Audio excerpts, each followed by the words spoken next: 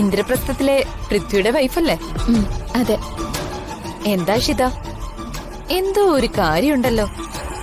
അതെ, ഒരു കാര്യം പറയാനാ ഞാൻ വിളിച്ചേ. അത് പിന്നെ സഞ്ജയ് ഇവിടെ വീട്ടിലെത്തിയിട്ടുണ്ട്.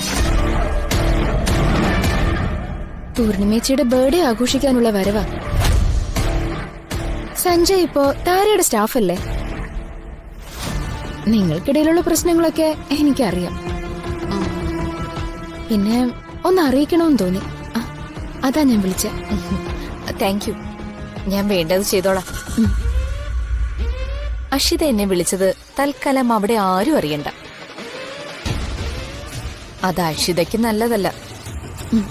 ശരി, അത് ഞാൻ ശ്രദ്ധിച്ചോളാം.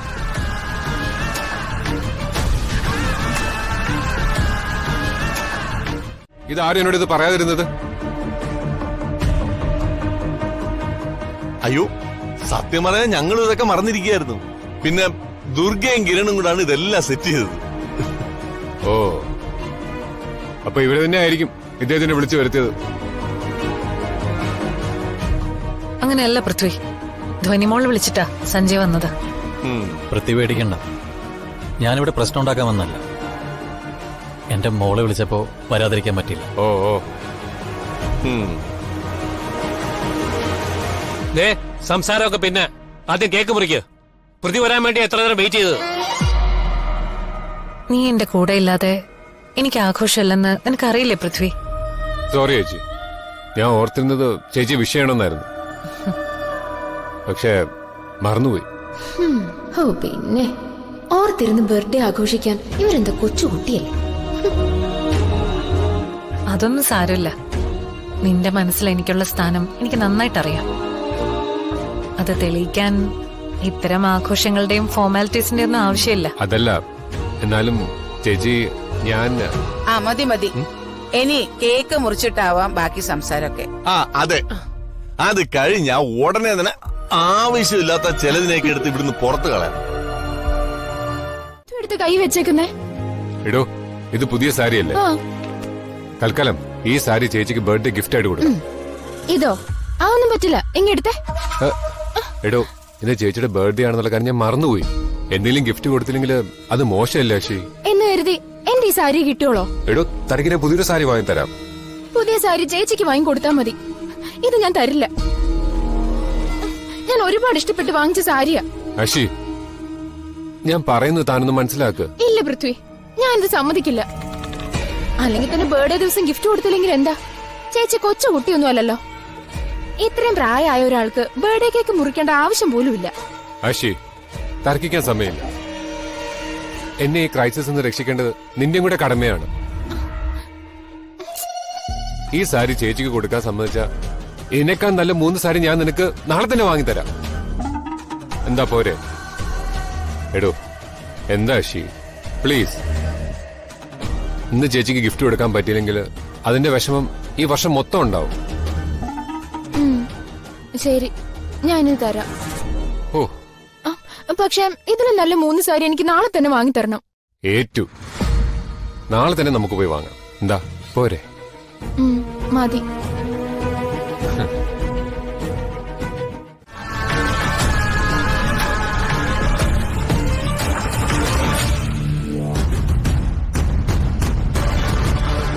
Happy birthday to you.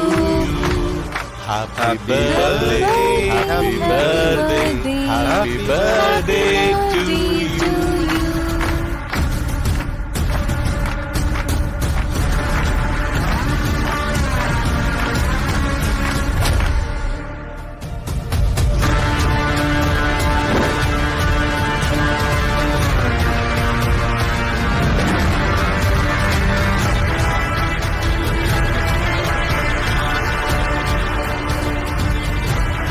ഞാൻ കൃത്യസമയത്താണല്ലോ എത്തിയത്.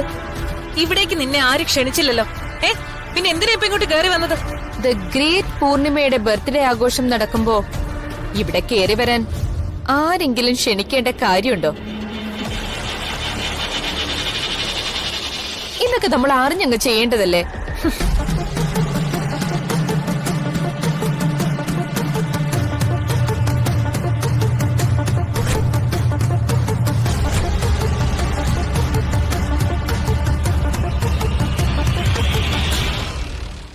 ഒരു ഗിഫ്റ്റും എനിക്ക് വേണ്ടെങ്കിലോ? ഓരോ വർഷവും നീ വിജയങ്ങൾ മാത്രം ആഘോഷിക്കുമ്പോ അതിന്റെ മറുവശത്ത് നിന്റെ പരാജയങ്ങളും കാത്തിരിക്കുന്നവരുണ്ട് പൂർണിമ. ആ പരാജയങ്ങൾ നേരിട്ട് കാണാനും ആസ്വദിക്കാനും വേണ്ടിയാ ഞാൻ ഈ ഗിഫ്റ്റുമായിട്ട് വന്നത്. നീ ഇത് സ്വീകരിക്കണം. ഇതിനു മുമ്പ് നീ ഇവിടേക്ക് ഗിഫ്റ്റുമായിട്ട് വന്നപ്പോ ഞാനത് വാങ്ങി ഇവിടുത്തെ വേസ്റ്റ് ബിന്നിലായിട്ടത്. അത് കണ്ടിട്ട് നിനക്കൊരു തിരിച്ചറിവുണ്ടാവുമെന്ന് ഞാൻ കരുതി. ഇപ്പൊ വീണ്ടും ഒരു പൊതിയും പിടിച്ച് കയറി വരാൻ നിനക്ക് സാധിച്ചെങ്കിൽ നിന്റെ തൊലിക്കെട്ടി അത്രയ്ക്ക് അപാരമാണെന്ന് എനിക്ക് പറയാൻ പറ്റും. എന്തിനാ ഇങ്ങനെ നാണം കെട്ട് നടക്കുന്നത്? നീ എന്തിനാ ഇങ്ങനെ നിന്റെ സ്വന്തം വില കളയുന്നത്? സ്വല്പമെങ്കിലും അന്തസ് ബാക്കിയുണ്ടെങ്കിൽ ഇറങ്ങി പോടിയിടുന്നു.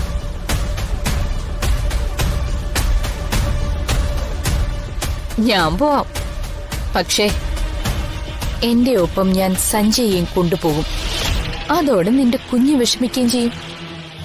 ഇല്ല താര, ഞാനിപ്പോ വരില്ല. ഫോൺ ചെയ്തപ്പോ തന്നെ ഞാൻ പറഞ്ഞാണല്ലോ. ഇനി ഇതിന്റെ പേര് ജോലിന്ന് പിരിച്ചുവിട്ടാലും ഞാനത് കാര്യമാക്കില്ല.